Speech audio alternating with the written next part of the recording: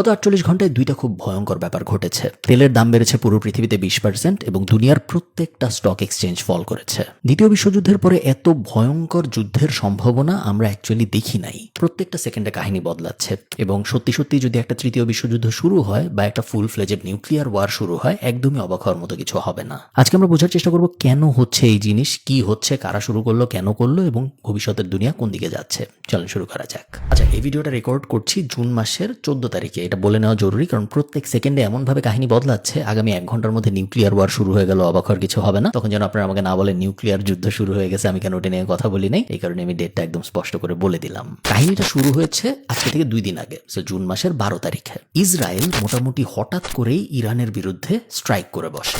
Military এক্সপার্টরা বলছে যে এত যত্ন করে স্ট্রাইক গত 40 বছরে কোনো দেশ অন্য কোনো দেশের বিরুদ্ধে করে নাই। ইরানের মেইন যে দুইটা নিউক্লিয়ার ফ্যাসিলিটি, দুইটাতেই একসাথে অ্যাটাক করা হয় এবং ইরানের যদি একটা লিস্ট করা হয় সবচেয়ে বেশি নিরাপত্তা বেষ্টিত অঞ্চল কোনটা, এটা এই দুইটা নিউক্লিয়ার ফ্যাসিলিটি এবং দুইটাতেই একসাথে মিসাইল ফেলা হয়। শুধু তাই না, তেহরান সহ আশপাশের অনেকগুলো আর্মি স্থাপনায় অ্যাটাক করা হয়। তেহরান, ইস্পাহানের মতো বড় বড় শহরগুলায় ইলেকট্রিসিটি চলে যায়, ইন্টারনেট চলে যায় এবং যে কোনো কারণে চলে গেছে এরকম না, যেসব বিল্ডিং থেকে ইলেকট্রিসিটি, ইন্টারনেট এই ধরনের ইম্পর্টেন্ট ব্যবস্থাগুলো ম্যানেজ করা হইতো ওগুলোও একসাথে মিসাইল হামলা করা হয়। ভয়ঙ্কর অবস্থা। ইরানের সরকারি টিভি চ্যানেল বন্ধ হয়ে যায়, ইরানের প্রত্যেকটা গভর্নমেন্ট ওয়েবসাইট ফল করে এবং মোটামুটি ভাবে সবাই ধরে নেয় ইরান পৃথিবী থেকে আলাদা হয়ে গেছে।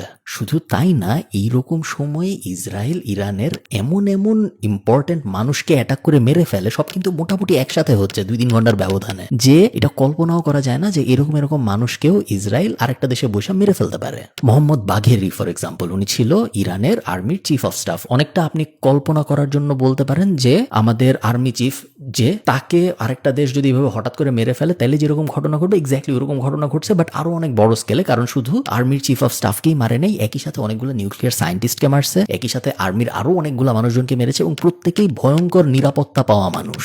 ইরানের কিছুক্ষণ সময় লাগে পুরো ব্যাপারটা বুঝতে যে কি হয়েছে না হয়েছে এবং মোটামুটি 12 ঘন্টার মধ্যে ইরান ঘোষণা দেয় যে কঠিন প্রতিশোধ নেওয়া হবে। এর আগে এবং আপনারা আপনাদের জীবদ্দশায় যত যুদ্ধ দেখছেন, আপনারা খেয়াল করে দেখছেন যে যখনই একটা দেশ আরেকটা দেশকে অ্যাটাক করে বা ওই অ্যাটাকের পরে ওই দেশ যখন প্রতিশোধ নেওয়ার জন্য অ্যাটাক করে, সবাই জিনিসটা আর্মি বা নির্দিষ্ট স্থাপনা কেন্দ্রিকই রাখে। আমি যদি উদাহরণ দেওয়ার জন্য বলি, রিসেন্টলি আমরা দেখলাম ইন্ডিয়া পাকিস্তানের যুদ্ধ হলো এবং ইন্ডিয়া পাকিস্তানের যখন এই ওয়ারটা হলো, আপনারা খেয়াল করলে হয়তো দেখছেন যে ইন্ডিয়া ফার্স্টে অ্যাটাক করলো পাকিস্তানেরই কিছু আর্মি বেইজে, কিছু আর্মি স্থাপনায়, পরে আবার পাকিস্তান যখন রিটেলিয়েট করলো ইন্ডিয়ার প্লেনকেই, যেই প্লেন আর্মির সেটাকেই ক্র্যাশ করানোর চেষ্টা করলো। এই ধরনের জিনিসপত্র কিন্তু হইলো, তাই না? আর্মির মধ্যে যুদ্ধ, সাধারণ মানুষকে যতটা পারা যায় অ্যাভয়েড করার চেষ্টা করা হয়েছে। বাট ইরান যখন প্রতিশোধের ঘোষণাটা দিল, ইরান বলল যে না, এনাফ ইজ এনাফ, আমরা এত কিছু ধারধারি না, মিসাইল যাবে ডিরেক্ট তেল আবিবে, মিসাইল যাবে ডিরেক্ট জেরুজালেমে। উদ্দেশ্য খুবই সহজ, ইসরায়েলের যত বেশি ক্ষতি করা যায় আমরা করব, কারণ ইসরায়েল ভয়ঙ্কর একটা কাজ করে ফেলছে। ইসরায়েলের যে আয়রন ডোম আছে সেটা অনেকগুলা মিসাইল প্রতিহত করে, বাট অনেকগুলো আবার ইসরায়েলের ভেতরেও যায় এবং তেল আবিবে জরুরি অবস্থা জারি করা হয়। ইসরায়েলেও একটা আতঙ্ক ছড়ায় পড়ে, কারণ ইরান থেকে মিসাইল আসতেছে।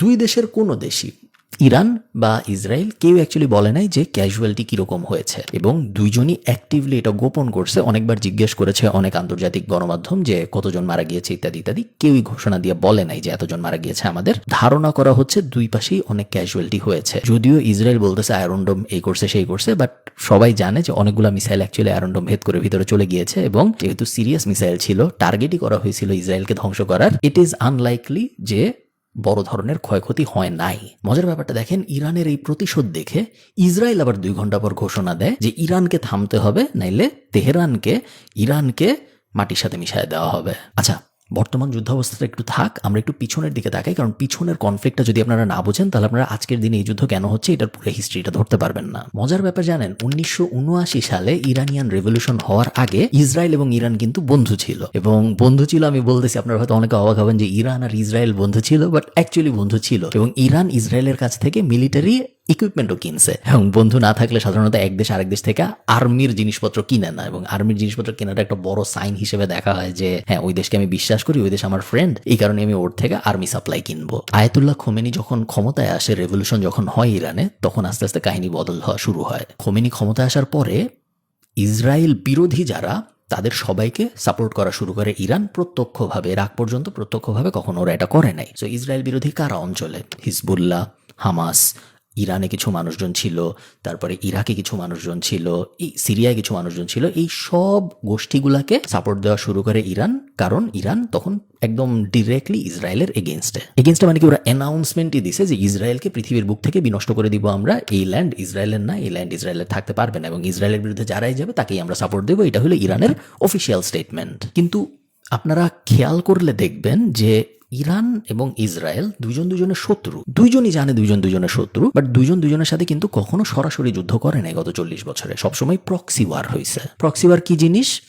হিজবুল্লাহ অ্যাটাক করতে চাচ্ছে ইসরায়েলকে, হিজবুল্লাহর বেজ হইল লেবাননে, ইরান বলবে যে হ্যাঁ আমি হিজবুল্লাহকে সাপোর্ট করব লেবাননের ভিতরে মারামারি হচ্ছে, ইরান সাপোর্ট করতেছে হিজবুল্লাহকে, হিজবুল্লাহ মারামারি করতেছে ইসরায়েলের সাথে। আবার আমরা যদি ফিলিস্তিনের দিকে তাকাই, হামাস ফাইট করার চেষ্টা করতেছে ইসরায়েলের এগেনস্টে, হামাসের সাপোর্ট দরকার, সাপোর্ট দিচ্ছে ইরান। সো ইরান সরাসরি ইসরায়েলের সাথে যুদ্ধে জড়ায় নাই, ইসরায়েলও সরাসরি ইরানের সাথে যুদ্ধে জড়ায় নাই, সবাই বিভিন্ন প্রক্সি ব্যবহার করে একজন একজনের সাথে যুদ্ধ করছে। এই প্রক্সি ওয়ার চলতেছিল গত পরশুদিন পর্যন্ত, এবং গত পরশুদিনে প্রক্সি সব বাদ, এখন থেকে আমরা ডিরেক্ট যুদ্ধ শুরু করব।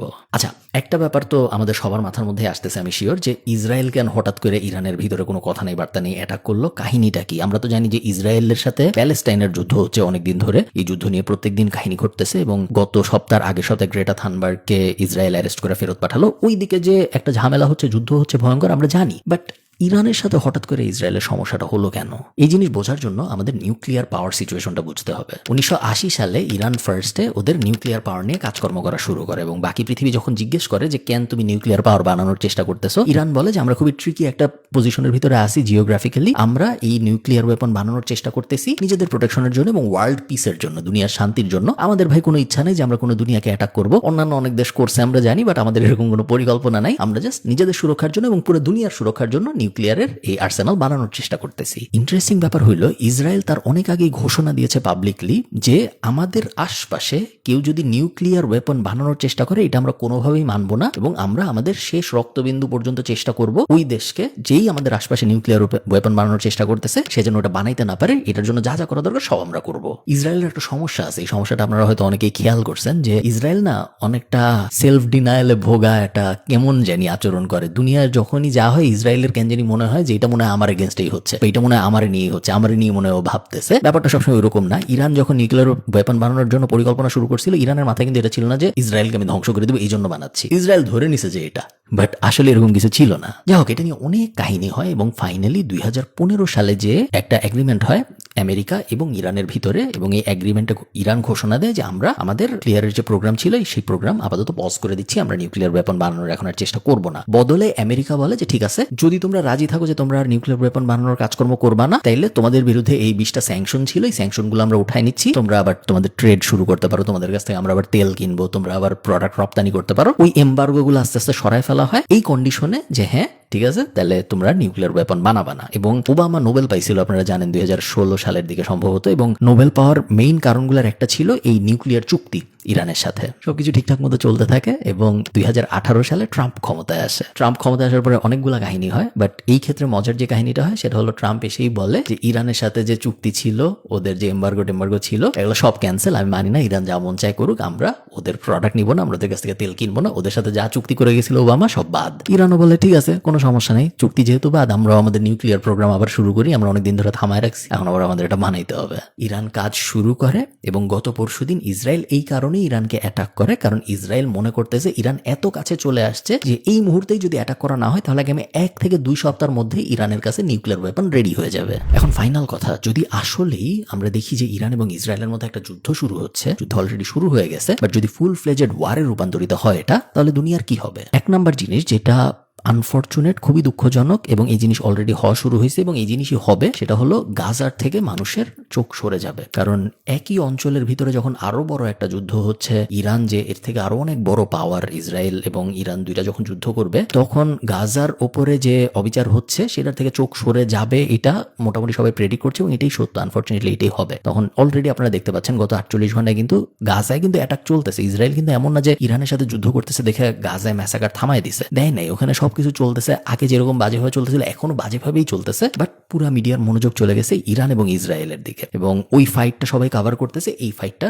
সবাই ইগনোর করতেছে। এই কারণে অনেকে ধরতেছে যে এটা সম্ভবত ইসরায়েলেরই একটা স্ট্র্যাটেজি, আসলে নিউক্লিয়ার ওয়েপন কোনো ব্যাপার না। ইসরায়েল এই কারণে ইরানের সাথে জোর করে একটা ঝামেলায় জড়াচ্ছে যাতে করে পুরো দুনিয়ার মনোযোগ এই সাইডটায় থাকে এবং এইদিকে গাজায় ম্যাসাকার গণহত্যা চলতে থাকে। সেকেন্ড যে আরেকটা ব্যাপার হওয়া শুরু হয়েছে অলরেডি, সেটা হলো তেলের দাম বেড়ে যাওয়া। এবং আপনারা জানেন যে তেলের দাম বাড়া মানে সবকিছুর দাম বেড়ে যাওয়া, কারণ তেল ব্যবহার করেই পরিবহন করা হয় সবকিছু। আপনি দুনিয়ার যে কোনো মাথার থেকে যে কোনো মাথায় যাই নেন, যেভাবেই নেন, আপনার তেল ইউজ করতে হবে, এবং তেলের দাম বাড়া মানে প্রত্যেকটা প্রোডাক্টের দাম বাড়া। আপনারা ইউক্রেন রাশিয়া ওয়ারের সময় দেখছিলেন যে ইউক্রেনের ভিতরে কোন জায়গায় কি গমের দাম বাড়ছে, এই কারণে পুরো দুনিয়ায় অলমোস্ট সবকিছুর দাম বাড়ছে। তেল তার থেকে অনেক বেশি পাওয়ারফুল একটা জিনিস, এবং তেলের দাম যদি 1 সেন্ট 2 সেন্টও বাড়ে পুরো দুনিয়ায় ব্যাপক ইম্প্যাক্ট পড়ে এটার। থার্ড যে ব্যাপার সেটা হলো রাশিয়া এবং চায়না তো নিশ্চিতভাবেই আমরা ধরে নিতে পারি যে ইরানকে হেল্প করবে। ইসরায়েলকে কে হেল্প করবে এটা আমরা সবাই জানি, আমেরিকা ইসরায়েলকে হেল্প করবে, ইউকে সম্ভবত ইসরায়েলকে হেল্প করবে, এবং আমেরিকার যত অ্যালাই ট্যালাই আছে সবাই ইসরায়েলকে হেল্প করবে। সো যখন আমেরিকা ইউকের মতো দেশ ইসরায়েলকে হেল্প করতেছে, যখন রাশিয়া এবং চায়নার মতো দেশ